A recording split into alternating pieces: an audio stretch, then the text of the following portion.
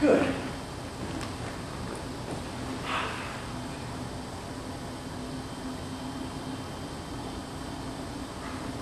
Well, interesting that you asked me about those picture frames. You know, I thought you were going to ask me about those pornographic playing cards.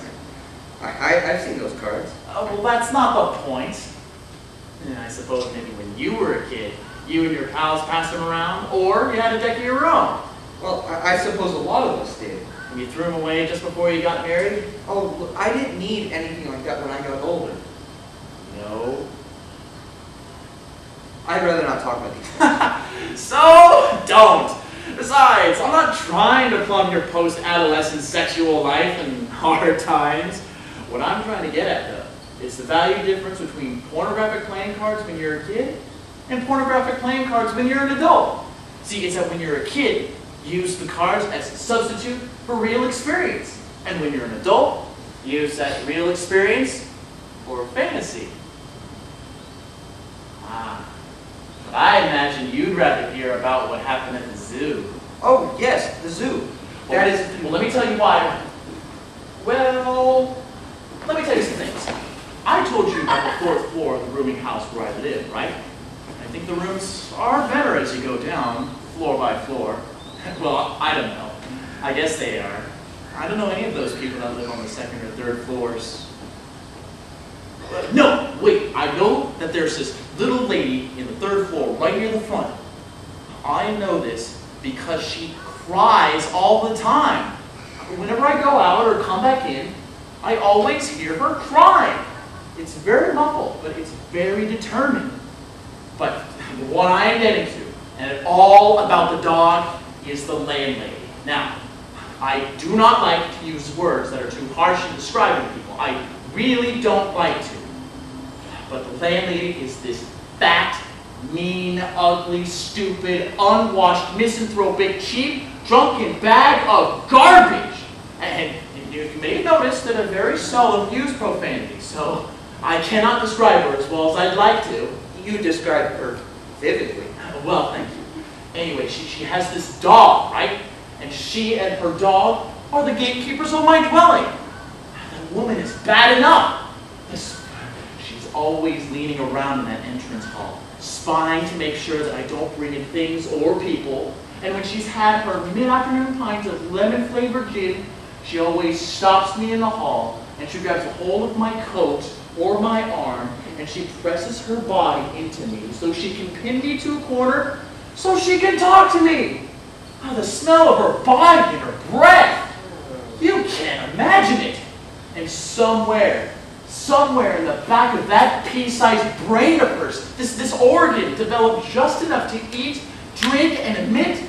She has some foul parody of sexual desire, and I, Peter, I am the target of her sweaty lust. That's disgusting. That's but I have found a way to keep her off. And when she talks to me, when she presses her body into me, and she mumbles about her room and how I should come up there, I merely say, "But madam, was it yesterday enough for you? And the day before?"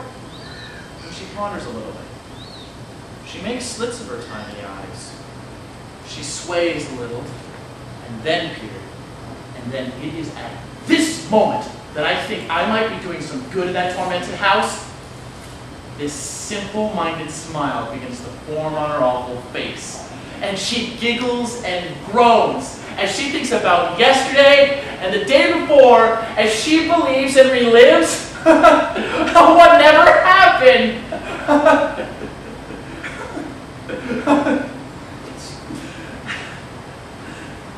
Well, anyway, after that, she motions to that black monster of a dog that she has.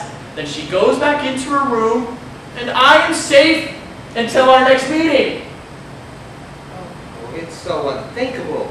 It's hard to believe that people like that actually are. It's for reading about, isn't it? Yes! In fact, it's better left to fiction. You're right, Peter. Well, what I've been meaning to tell you about now is the dog. And I will right now. Oh, yes, the dog. Wait, don't go. Don't go. You're not thinking of going, are you? I don't believe so. Because after I tell you about the dog, do you know what then? Huh. Then I will tell you all about what happened at the zoo. You're full of stories, aren't you? Well, you don't have to listen. No one is holding it here. Remember that. Keep that in your mind. I know that. You do. Good. All right. The story of Jerry and the dog.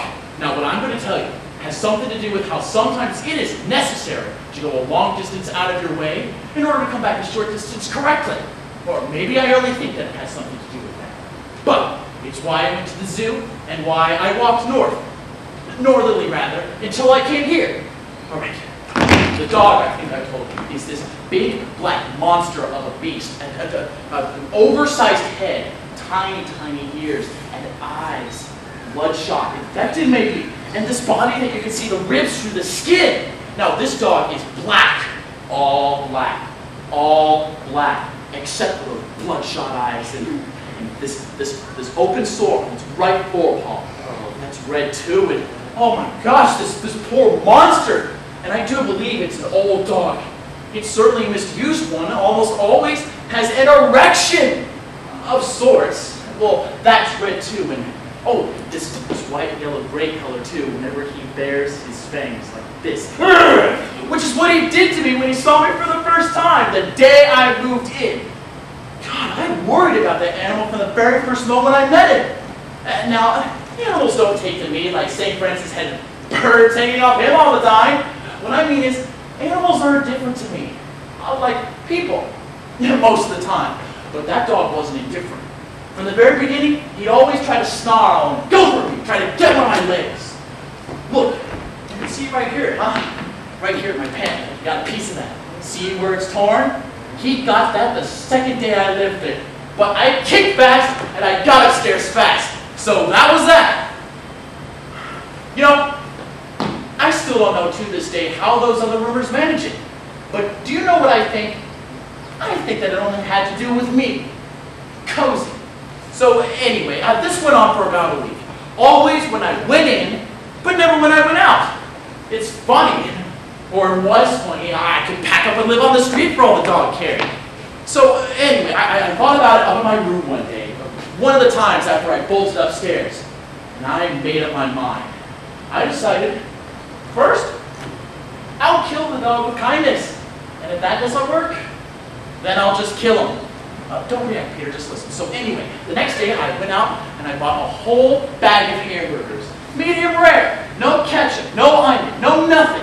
And on the way home, I just threw away all those rolls and I kept just them eating. But when I got back to the rooming house, the dog was waiting for me. I half opened that door that led into the entrance hall, and there he was, waiting for me. He figured. So I went in very cautiously, and I had the bag of hamburgers, you remember. So I opened it up, and I took the meat out, and I placed it about 12 feet from where the dog was snarling at me, like so. So the dog snarled, and he sniffed, and then he moved very slowly, then faster towards the meat.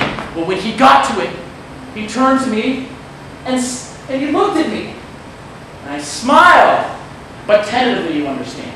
And he turned his face back to the hamburgers, and he sniffed at them. And then he sniffed some more, and then finally,